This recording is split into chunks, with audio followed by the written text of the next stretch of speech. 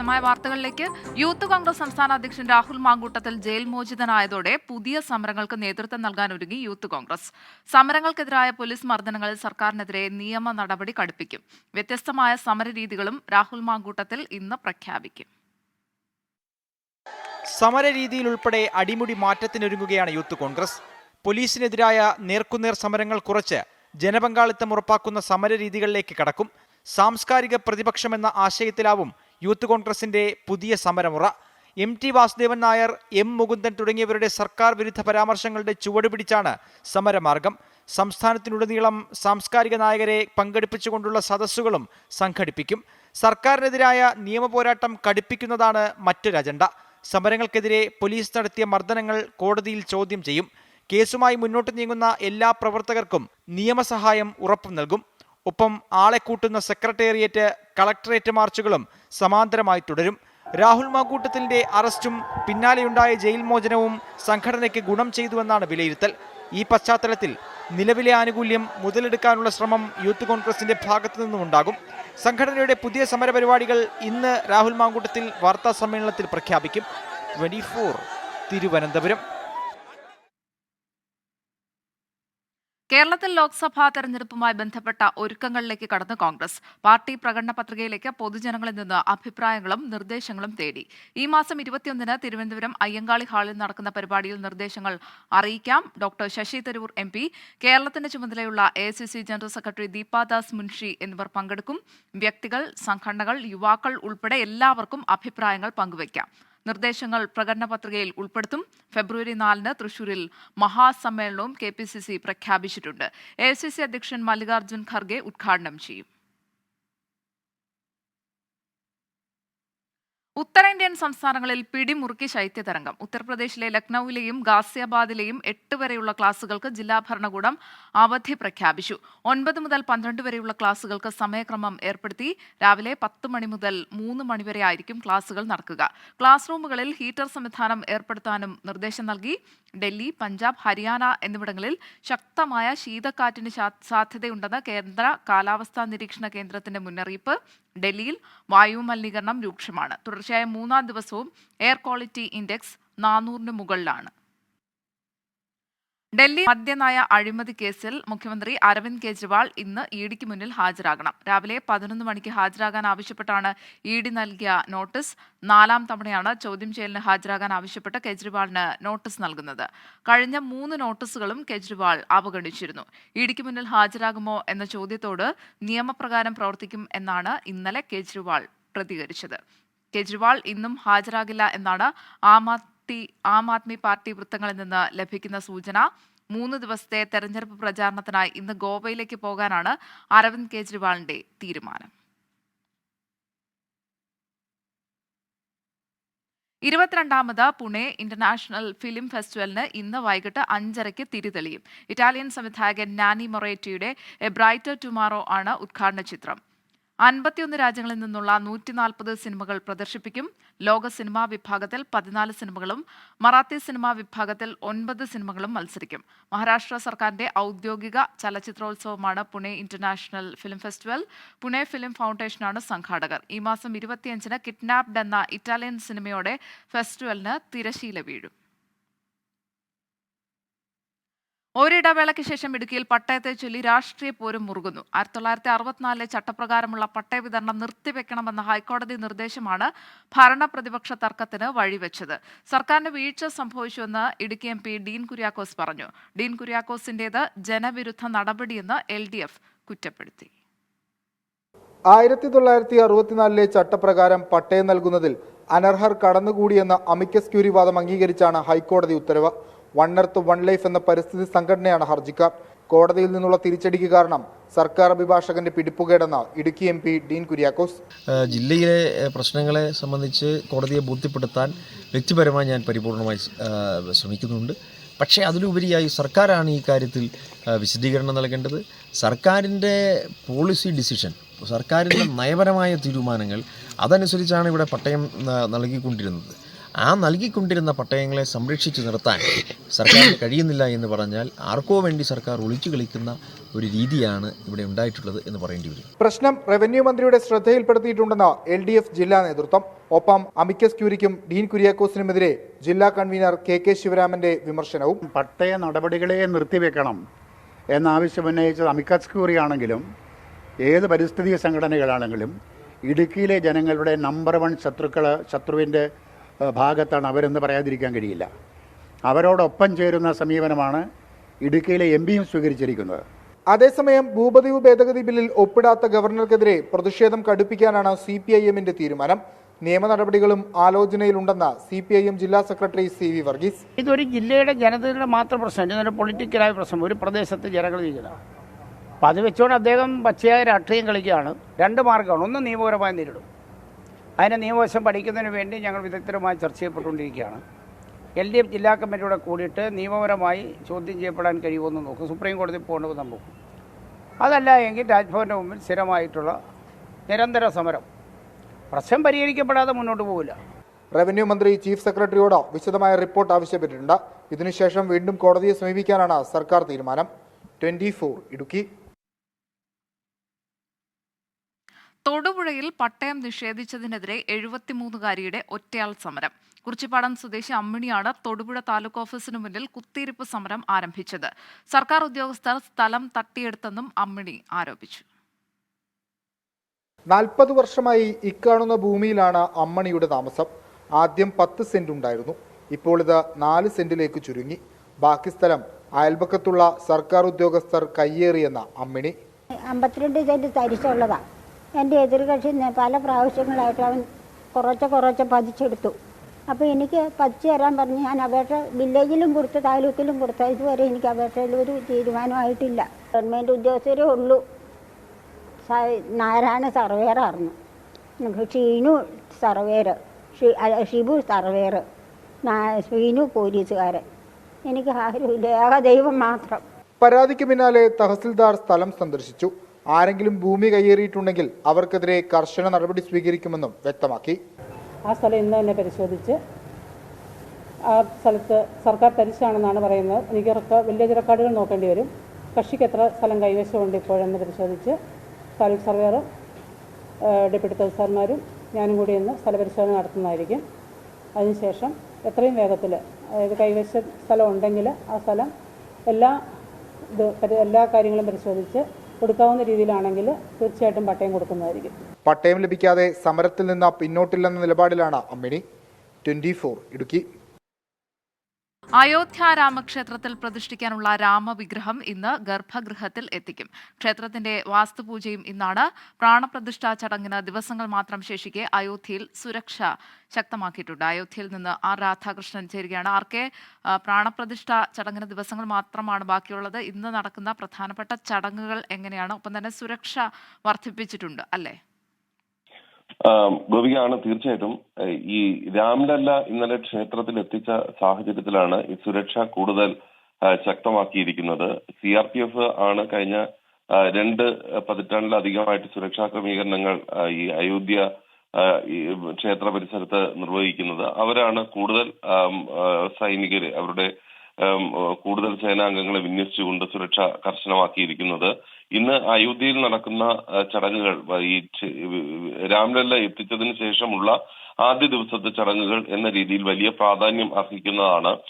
അതിൽ ഈ പൂജകൾ തുടങ്ങുന്നത് ഗണേശ പൂജയുടെ ആണ്. ഏതാണ്ട് 1000-ലധികം സന്യാസി വര്യന്മാരൊക്കെ പങ്കെടുക്കുന്ന ഒരു ചടങ്ങാണ് അത്. അവിടേക്കാർക്കും പൊതുജനങ്ങൾക്കാർക്കും പ്രവേശനം ഇല്ല. ക്ഷേത്രത്തിന്റെ വാസ്തുപൂജയും ഇന്ന് തുടർന്ന് നടക്കുന്നുണ്ട്. അതിനുശേഷം അംബിക, വരുണ, മാതൃക പൂജകൾ, അങ്ങനെ നിരവധി പൂജകൾ ഇന്ന് നടക്കും. ഈ രാംലല്ല, ഇന്നലെ ക്ഷേത്രത്തിൽ എത്തിച്ച രാംലല്ല ഗർഭഗൃഹത്തിലേക്ക് മാറ്റുന്നതടക്കമുള്ള ചടങ്ങുകളും ഇന്ന് ഉണ്ടാകും. അങ്ങനെ വലിയ പൂജാ ചടങ്ങുകൾ നടക്കുന്ന ഒരു ദിവസമായിട്ട് മാറുകയാണ് ഈ 5 ദിവസത്തെ ചടങ്ങുകളിൽ ഏറ്റവും പ്രധാനപ്പെട്ട ഒരു പൂജാ ചടങ്ങുകൾ നടക്കുന്ന ദിവസം എന്ന രീതിയിൽ ഇന്ന് വലിയ പ്രാധാന്യമാണ് ഉള്ളത്.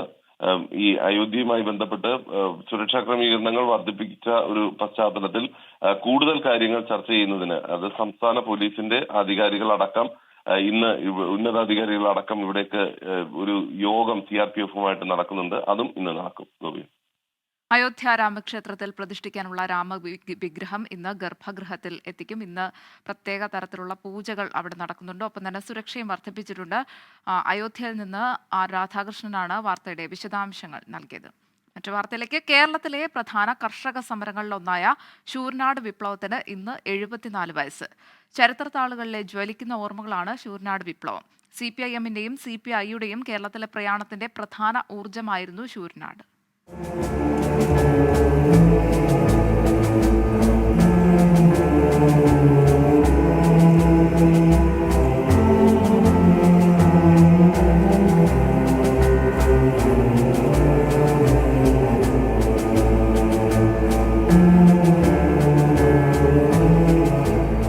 ജന്മിവാഴ്ചയ്ക്കെതിരെ ശൂരനാട്ടെ കർഷകരിലും തൊഴിലാളികളിലും രൂപം കൊണ്ട പ്രതിഷേധം അതിവേഗമാണ് ശക്തിയാർജിച്ചത്. ജന്മിത്വ വിലക്കിന്റെ ഭാഗമായി മത്സ്യവില്പനയുമായി ബന്ധപ്പെട്ട് തുടങ്ങിയ സമരത്തിൽ സബ് ഇൻസ്പെക്ടർ ഉൾപ്പെടെ 4 പേർ കൊല്ലപ്പെട്ടു. അന്നത്തെ തിരുക്കൊച്ചി മുഖ്യമന്ത്രിയായ പറവൂർ TK നാരായണപിള്ള ശൂരനാട് എന്നൊരു നാട് ഇനി വേണ്ടെന്ന് പ്രഖ്യാപിച്ചു. പിന്നാലെ ഒരു നാട് മുഴുവൻ പോലീസ് വാഴ്ചയിൽ ചവിട്ടിയരയ്ക്കപ്പെട്ടു. ജീവിക്കാൻ കഴിയാതെ വന്നതോടെ കർഷകരും കമ്മ്യൂണിസ്റ്റുകളും പ്രതികരിക്കാൻ നിർബന്ധിതരായി. ആദ്യ രക്തസാക്ഷി തണ്ടാശ്ശേരി രാഘവൻ ജയിലറയിൽ കൊല്ലപ്പെട്ട ജനുവരി 18 ശൂരനാട് രക്തസാക്ഷി ദിനമായി ആചരിക്കുന്നത്. കേരളത്തിന്റെ രാഷ്ട്രീയ സമര ചരിത്രത്തിലെ ഏറ്റവും നിർണായകമായ ഏടാണ് ശൂരനാട് സമരം.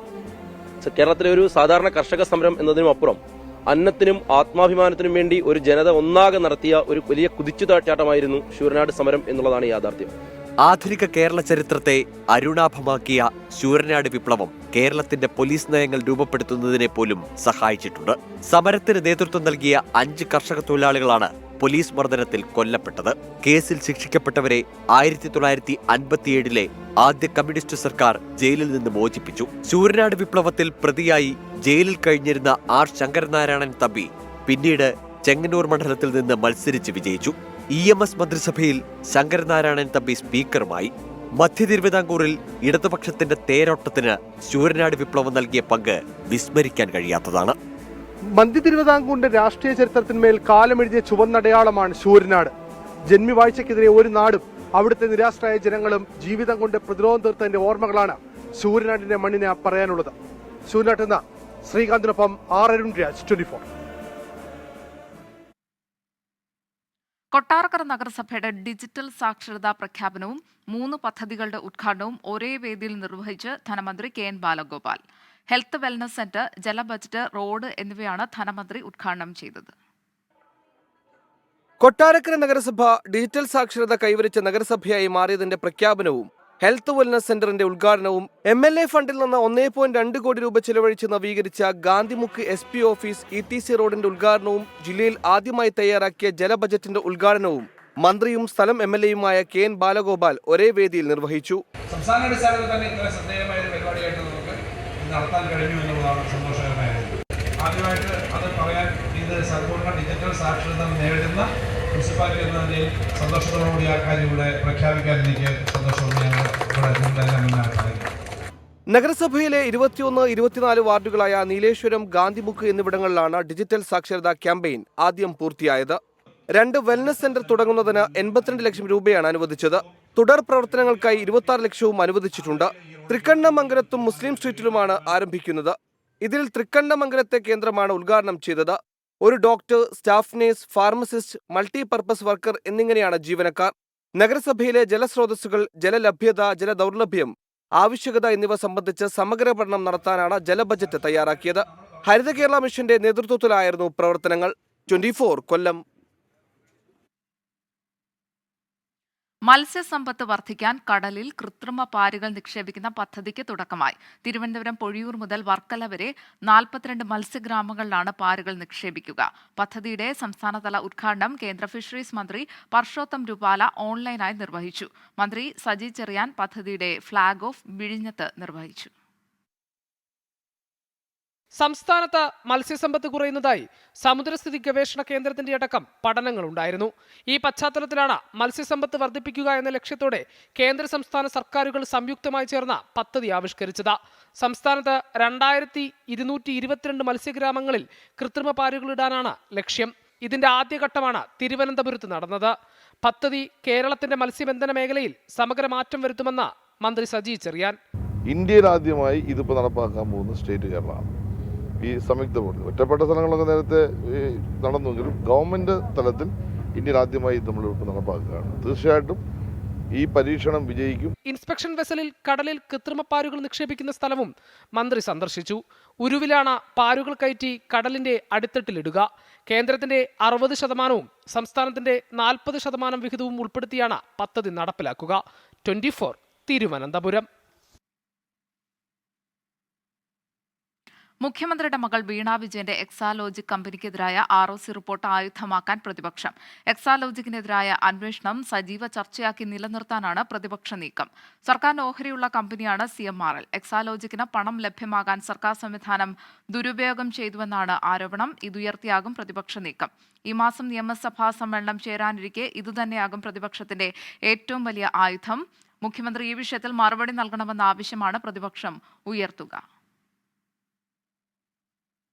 വയനാട് കേണിച്ചിറയിൽ പോക്സോ കേസ് പ്രതികളായ ദമ്പതിമാരെ അറസ്റ്റ് ചെയ്യാൻ വൈകുന്നതിനെതിരെ അതിജീവിതയായ പെൺകുട്ടി. തനിക്ക് നേരിടേണ്ടി വന്ന ചൂഷണത്തെക്കുറിച്ച് പെൺകുട്ടി 24നോട് സംസാരിച്ചു. പ്രതിപട്ടികയിൽ ഉൾപ്പെട്ട ഒരാൾ കീഴടങ്ങിയെങ്കിലും ലൈംഗികാതിക്രമം നടത്തിയ ആളെയും ഒത്താശ ചെയ്ത ഇയാളുടെ ഭാര്യയും അറസ്റ്റ് ചെയ്യാൻ വൈകുന്നുവെന്നാണ് പരാതി. പെൺകുട്ടിയുടെ വെളിപ്പെടുത്തൽ 9ാം ക്ലാസ് മുതൽ നേരിടേണ്ടി വന്ന ലൈംഗികാതിക്രമത്തെക്കുറിച്ച് പൂതാടി സ്വദേശിയായ പ്രജിതനാണ് അതിക്രമം നടത്തിയത്. ഭാര്യ സുജ്ഞാന ഒത്താശ ചെയ്തുവെന്ന് പെൺകുട്ടി. ഫസ്റ്റ് ഇവർ വീട്ടിൽ ഇവരെ റൂമിലേക്ക് വിളിച്ചു കയറ്റിയിട്ടാണ് ഇതൊക്കെ ചെയ്യുന്നത്. കാരണം ഈ അക്കനും കൂടെ ഉണ്ടാവും, സുജ്ഞാന എന്ന് പറഞ്ഞ അക്കനും കൂടെ ഉണ്ടാവും.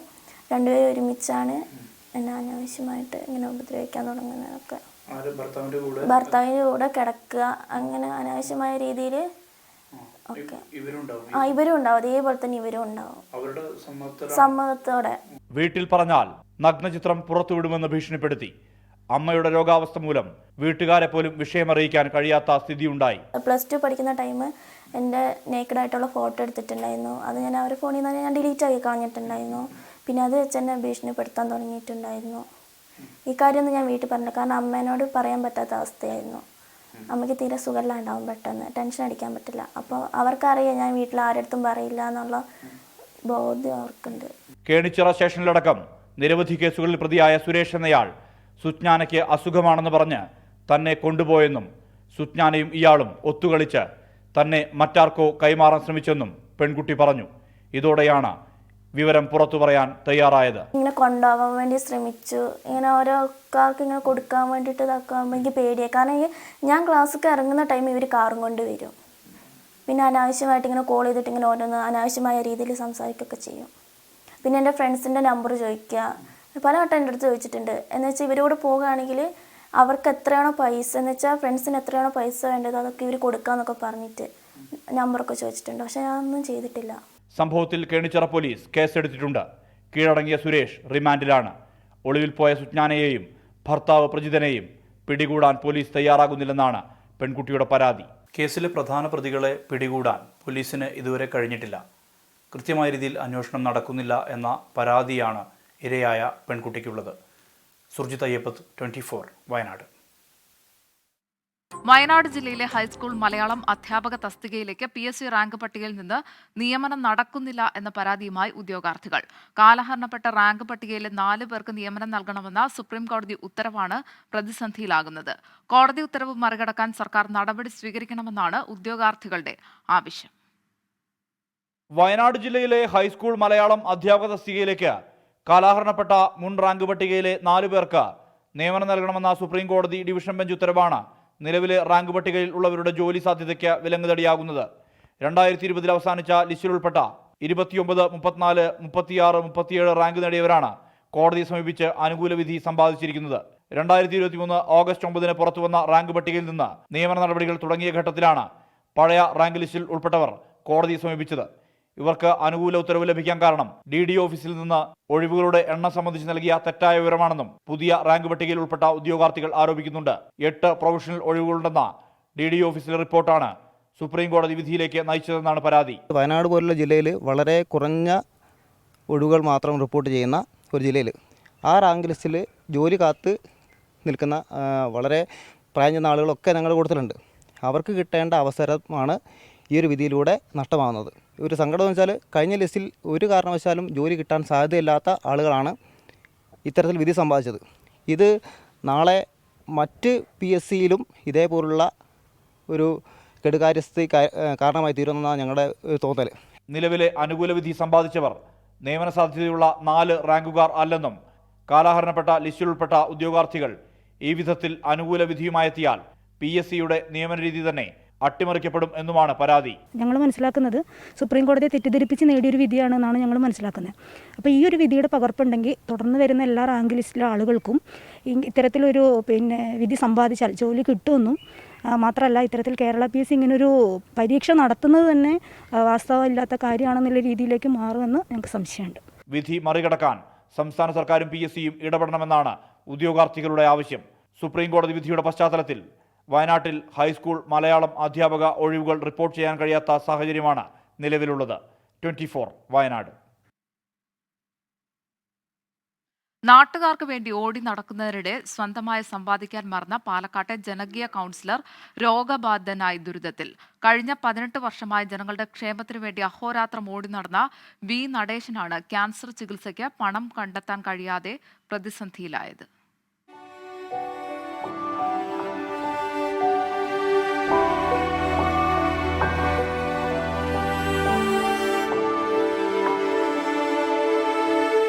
അപകടങ്ങളും രോഗങ്ങളും ഒരു കുടുംബത്തെയും തകർക്കരുത് എന്ന നിർബന്ധത്താൽ തന്റെ വാർഡിലെ മുഴുവൻ പേർക്കും സൗജന്യ ഇൻഷുറൻസ് നൽകിയ ജനപ്രതിനിധിയാണ് V നടേശൻ. കൗൺസിൽ യോഗങ്ങളിൽ പ്രതിപക്ഷത്തെ പൊട്ടിച്ചിരിപ്പിക്കുന്ന നേതാവ്. വിശേഷണങ്ങൾ ഒരുപാടുണ്ടെങ്കിലും V നടേശൻ ഇന്ന് ഒരു പ്രതിസന്ധി കാലത്തെ നേരിടുകയാണ്. അർബുദത്തെ പ്രതിരോധിക്കാൻ നടേശന് മനക്കരുത്തുണ്ടെങ്കിലും ഭാരിച്ച ചികിത്സാ ചെലവ് വലിയ വെല്ലുവിളിയാണ്. എൻ്റെ ശരീരത്തിലെ തലച്ചോറിലാണ് ക്യാൻസർ, ബ്രെയിനകത്ത്. അതോട് ശേഷം ഹാർട്ട് കഴിഞ്ഞാൽ നേരെ കിഡ്നി കഴിഞ്ഞാൽ ലെഫ്റ്റ് സൈഡ് മൊത്തം പല ഭാഗങ്ങളെ ശരീരത്തിൻ്റെ പല ഭാഗങ്ങളായിട്ട് ഞാനിതൊന്നും അറിയാതെ പല ഭാഗങ്ങളിലേക്ക് എനിക്ക് ഈ ആർക്ക് നല്ല രീതിയിലുള്ള ഊണുമില്ല ഉറക്കമില്ലാണ്ട് ആ ഒരു ഓട്ടം കാരണം എനിക്കുണ്ടായി എന്നുള്ളത് സത്യമാണ്. കഴിഞ്ഞ ഫെബ്രുവരിയിലാണ് നടേശന് ക്യാൻസർ സ്ഥിരീകരിച്ചത്. മനക്കരുത്തുകൊണ്ട് ക്യാൻസറിനെ നേരിട്ട നടേശൻ വീണ്ടും പൊതുപ്രവർത്തനത്തിൽ സജീവമായിരിക്കെയാണ് വീണ്ടും രോഗം തലപൊക്കിയത്. തുടർ ചികിത്സയ്ക്കായി 20 ലക്ഷത്തോളം രൂപയാണ് ചെലവ് പ്രതീക്ഷിക്കുന്നത്.